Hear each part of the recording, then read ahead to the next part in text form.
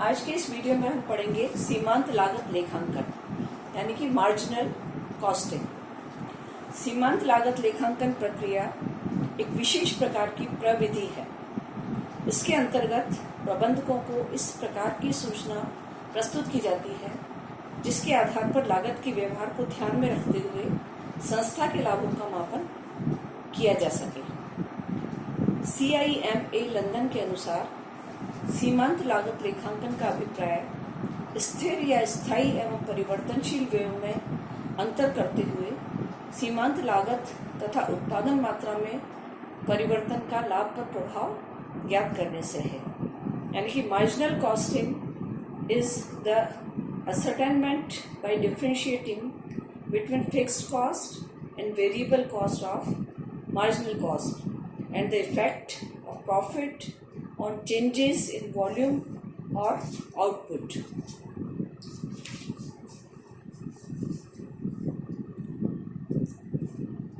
इन परिभाषाओं से ये निष्कर्ष निकलता है कि सीमांत लागत प्रविधि द्वारा उत्पादन की इकाइयों में कमी या वृद्धि के कारण लागत में होने वाली कमी या वृद्धि का अध्ययन किया जाता है। इस उद्देश्य की पूर्ति करने के लिए स्थायी व्ययों एवं परिवर्तनशील व्ययों में अंतर करना आवश्यक होता है तथा परिवर्तनशील व्ययों के आधार पर वर्तमान उत्पादन स्तर की में वृद्धि या कमी को होने पर कुल लागत में वृद्धि या कमी ज्ञात की जाती है। सीमांत लागत प्रविधि जो है वो उत्पादन में किए गए परिवर्तनों के परिणामों के संबंध में एवं उचित प्रतिवेदन प्रस्तुत करने में सहायक होती है। ये प्रविधि प्रबंधकों को लागत तत्वों के निर्वचन तथा अनेक समस्याओं के निवारण के लिए प्रबंधकीय निर्णय लेने में सहायक सिद्ध होती है। अब हम देखेंगे सीमांत लागत का अर्थ। तो सीमांत लागत एक ऐसी लागत है जो वस्तु की अतिरिक्त इकाइयों के उत्पादन करने पर ही उत्पन्न होती है और यदि अतिरिक्त उत्पादन नहीं किया जाए तो सीमांत लागत भी उत्पन्न नहीं होती है। यानी कि CIMA लंदन के द्वारा जो परिभाषा दी गई है उसको अगर हम देखें तो उसमें ये कह रखा है कि उत्पादन के किसी एक निश्चित स्तर पर उत्पादित इकाइयों की वृद्धि अथवा कमी के फलस्वरूप संपूर्ण लागत में हुई परिवर्तन की राशि को ही सीमांत लागत कहते हैं। एग्जाम्पल के रूप में यदि हम देखें तो यदि एक वस्तु की 100 इकाइयों की कुल उत्पादन लागत अगर 5000 है और यदि एक अतिरिक्त इकाई के उत्पादन करने पे कुल लागत 5040 हो जाती है तो इस एक अतिरिक्त इकाई के उत्पादन पर कुल लागत में जो वृद्धि हुई है यानी कि 40 रुपये जो वृद्धि हुई है वो ही उसकी सीमांत लागत कहलाएगी।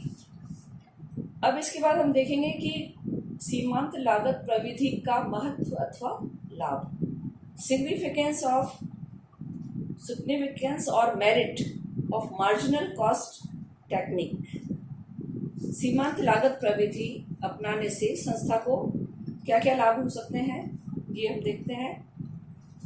इसकी सहायता से उत्पादन की मात्रा में वृद्धि या कमी का लाभ पर पड़ने वाला प्रभाव का अध्ययन सरलता से किया जा सकता है। नेक्स्ट है इस एक संस्था द्वारा विभिन्न वस्तुओं के उत्पादन में से किन वस्तुओं का उत्पादन करना लाभप्रद है ये आप सरलता से निकाल सकते हैं। नेक्स्ट है कि विभिन्न उत्पादन प्रक्रियाओं मशीनों और संयंत्रों में से किसका प्रयोग करना लाभप्रद होगा ये भी हम इसकी हेल्प से निकाल सकते हैं मार्जिनल कॉस्ट की हेल्प से। ये जो प्रविधि है मार्जिनल कॉस्टिंग टेक्निक वो उत्पादन और विक्रय की उस न्यूनतम मात्रा को भी प्रदर्शित करने में समर्थ है जिसमें कि व्यवसाय को हानि न हो। तो इसके अनुसार प्रबंधकों को उत्पादन और विक्रय स्तर पर लाभालाभ बिंदु यानी कि नो प्रॉफिट नो लॉस वाला जो बिंदु है उसके ऊपर रखने का निर्देश दिया जाता है।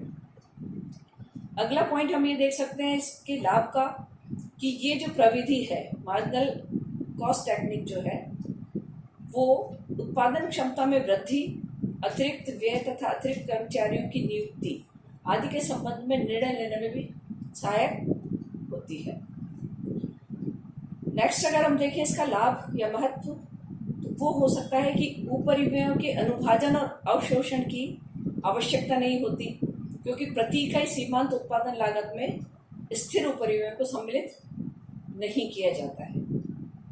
अगला पॉइंट अगर देखें तो लागत के अत्यावशोषण व न्यूनावशोषण की जटिल समस्या उत्पन्न नहीं होती, क्योंकि इस प्रविधि में मात्र परिवर्तनशील व्यय पर ही ध्यान दिया जाता है। अगला पॉइंट है लाभ का, कि उत्पादन लागत में से स्थायी व्ययों को हटा देने से चालू कार्य और निर्मित वस्तु के स्टॉक का मूल्यांकन अधिक वास्तविक होता है इसमें। नेक्स्ट है प्रबंध परंपरागत लागत पत्र की अपेक्षा सीमांत लागत पत्रों को अधिक सरलता से समझकर समस्या का निराकरण कर सकता है। इसके द्वारा निर्मित प्रति इकाई का अंशदान जो है कंट्रीब्यूशन, वो प्राप्त हो जाता है, जिसके आधार पर प्रबंध के लिए निर्णय लेना आसान हो जाता है।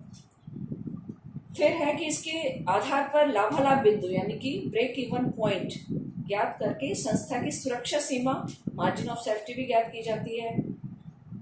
इस प्रविधि के अंतर्गत उपरिव्ययों का स्थायी एवं परिवर्तनशील घटकों में अनुभाजन करके यानी कि विभाजन करके करने के कारण लागत पर नियंत्रण अधिक सरल हो जाता है।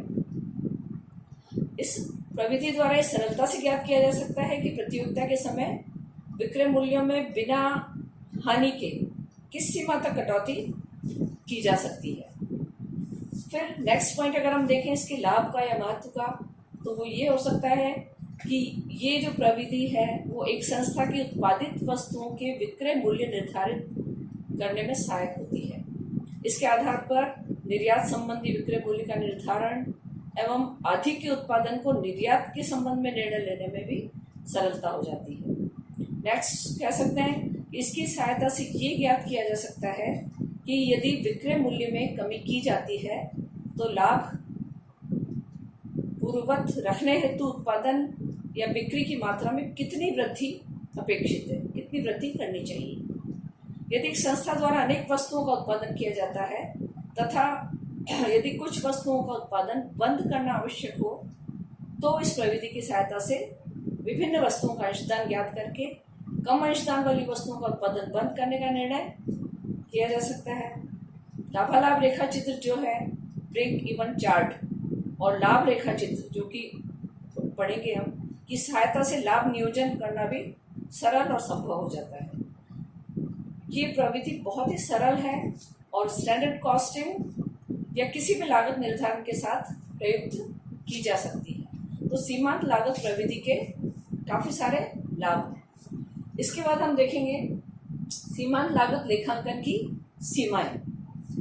तो लाभों के साथ साथ इसकी कुछ सीमाएं भी हैं। उनमें से सबसे पहला जो सीमा है पहली, वो है अपेक्षाकृत उत्तम प्रविधियां उपलब्ध, यानी कि सीमांत लागत लेखांकन प्रविधि से भी उत्तम टेक्निक्स पर्याप्त रूप में उपलब्ध होने के कारण इसका महत्व थोड़ा सा सीमित हो जाता है। बजटरी नियंत्रण और प्रमाप लागत लेखांकन प्रणालियां उद्देश्यों की पूर्ति में बहुत ही इंपॉर्टेंट रोल प्ले करती हैं। दूसरा इसका वो है सीमा की दोषपूर्ण एवं भ्रामक निर्णय। तो यदि लागत के स्थायित्व एवं परिवर्तनशीलता आदि गुणों की उपेक्षा कर दी जाए अथवा उनका बंटवारा नहीं किया जाए, तो ये जो टेक्निक है वो बहुत ही महत्वहीन हो जाती है। अनेक बार स्थायी लागतें इतनी अधिक होती हैं कि सीमांत लागत के आधार पर निर्णय लेना बहुत भ्रामक हो जाता है। नेक्स्ट पॉइंट है उपरिव्ययों की अवशोषण दरों में उच्चावचन। उपरिव्ययों का अनुमान लगाए जाने के कारण उनके अनुमानों एवं वास्तविक उपरिव्ययों में पर्याप्त अंतर रहने के कारण अवशोषण दरें परिवर्तित रहती हैं। ये इसकी सीमा है। चौथा इसका पॉइंट है सीमित उपयोगिता। ऐसे उद्योगों में जहाँ पे चालू कार्य के स्टॉक की मात्रा अधिक हो, विशेष रूप से ठेका व्यवसाय हो, इस प्रविधि को अपनाना बहुत कठिन हो जाता है। यदि प्रतिवर्ष चालू कार्य के मूल्यांकन में स्थायी उपरिव्ययों का अंश सम्मिलित नहीं किया जाए तो प्रत्येक वर्ष में हानियां हो सकती हैं, जबकि अंतिम वर्ष में सभी ठेका कार्य पूर्ण हो जाएंगे तो अत्यधिक लाभ होगा। 5th पॉइंट है इसकी सीमा, 5वीं सीमा है इसकी कि स्थायी एवं परिवर्तनशील तत्वों में लागत का वर्गीकरण एक कठिन कार्य है, क्योंकि व्यवहार में लागतों का स्थायी और परिवर्तनशीलता में वर्गीकरण करना पॉसिबल नहीं होता, बहुत असंभव होता है। तो ये कठिन कार्य है। इसका कारण ये है कि लागतों की प्रवृत्ति को पर्याप्त रूप से ज्ञात नहीं किया जा सकता। यदि कुछ व्यय अर्ध परिवर्तनशील होते हैं तो उनका पृथकीकरण एक दुष्कर कार्य है और इसके लिए अनावश्यक रूप से गणितीय विधियों में उलझना पड़ता है। तो ये इसकी सीमाएं हैं। तो कुल मिला के इसकी महत्व और सीमाओं के आधार पर ये स्पष्ट होता है कि सीमांत लागत लेखांकन का प्रयोग ही नहीं किया जाना चाहिए। सीमाओं के आधार पर तो ये लगता है कि प्रयोग नहीं किया जाना चाहिए और ये तकनीक महत्वहीन है, परंतु इसके द्वारा लिए जाने वाले बहुत से निर्णयों की तरफ यदि हम ध्यान दें तो ऐसा लगता है कि इसके गुणों की अपेक्षा इसकी सीमाएं बहुत कम है। अतः इस तकनीक के महत्व को भुलाया नहीं जा सकता और ये जो प्रविधि है वो प्रबंधकों को अनेक दिन प्रतिदिन के निर्णय लेने में सहायक सिद्ध होती है।